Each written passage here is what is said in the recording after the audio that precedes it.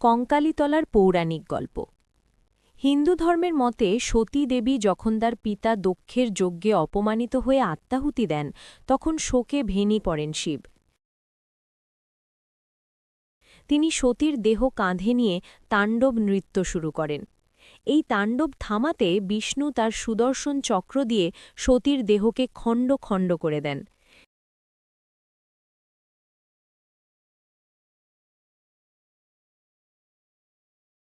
সেই দেহাংশ যেখানে যেখানে পড়েছিল সেখানেই শক্তিপীঠ গড়ে ওঠে। বিশ্বাস করা হয় কঙ্কালীতলায় সতীর কঙ্কাল বা হাড় বা শরীরের অংশ পতিত হয়েছিল, তাই এই স্থানের নাম হয়েছে কঙ্কালীতলা।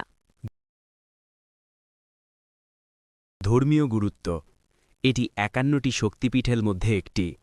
এখানে দেবীকে কঙ্কালেশ্বরী বা কঙ্কালী রূপে পূজা করা হয়।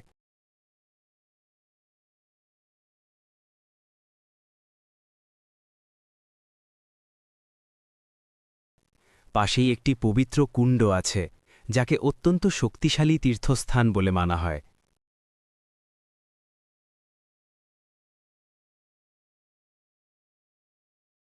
বিশেষ বৈশিষ্ট্য।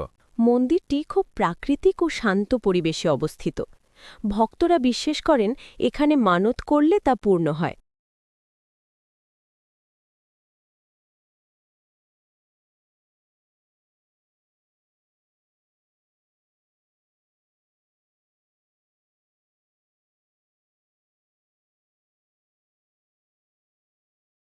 বিশেষ বৈশিষ্ট্য।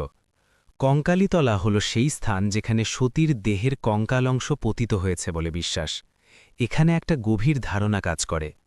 কঙ্কাল মানে দেহের কাঠামো, জড় বা বস্তুগত অংশ। কিন্তু দেবী শক্তি কেবল জড় নন, তিনি চেতনা, চিত। এই জায়গাতেই চিন্ময়ী ধারণাটা আসে। ভক্তরা মনে করেন এই কঙ্কাল বা জড় অংশের মধ্যেও দেবী আছেন চিন্ময়ী রূপে। অর্থাৎ যেখানে শুধু হাড় অর্থাৎ জড় থাকার কথা, সেখানেও দেবী জীবন্ত চেতনা হিসেবে বিরাজ করছেন। তন্ত্রমতে শ্মশান, কঙ্কাল, মৃত্যু এসবের মধ্যেই আসল শক্তি লুকিয়ে থাকে। কালী হচ্ছেন সেই শক্তি, যিনি জড় বা মৃত্যুকে চেতনায়, জীবন বা শক্তিতে রূপান্তর করেন।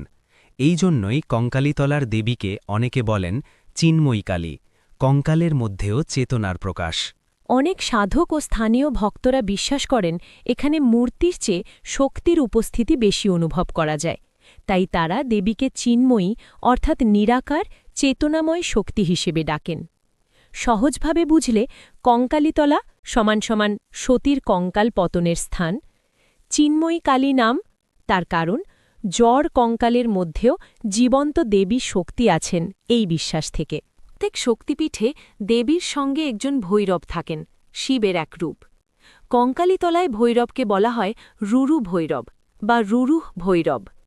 রুরু ভৈরব হলেন শিবের এক তান্ত্রিক রূপ, যিনি দেবীর শক্তিকে রক্ষা করেন এবং স্থানটিকে শক্তিময় রাখেন।